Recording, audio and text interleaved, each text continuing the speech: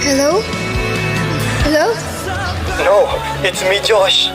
Bakit nasa iyo yung phone? Mamaya ka na magtanong. Pumunta ka dito sa municipal hospital. Teka!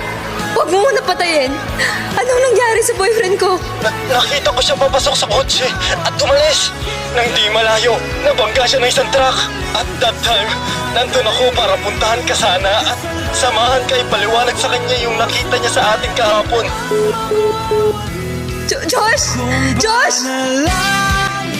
Nurse, may alam ba kayong lalaki na sinugo dito?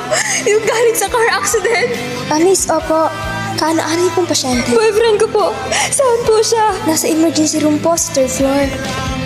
Josh, nasaan siya? Nasa loob siya. Inooperahan siya sa loob.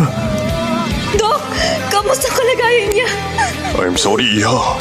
Ginawa namin ng lahat ng aming makakaya pero dead on arrival po. Hindi! Magkano? Babayaran ko! Sabihin niyo lang kung magkano. Iligtas niyo lang siya, please! Pasensya na po talaga.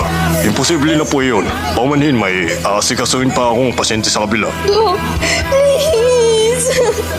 Gwen, tanggapin na lang natin ang nangyari. Nawala na talaga siya.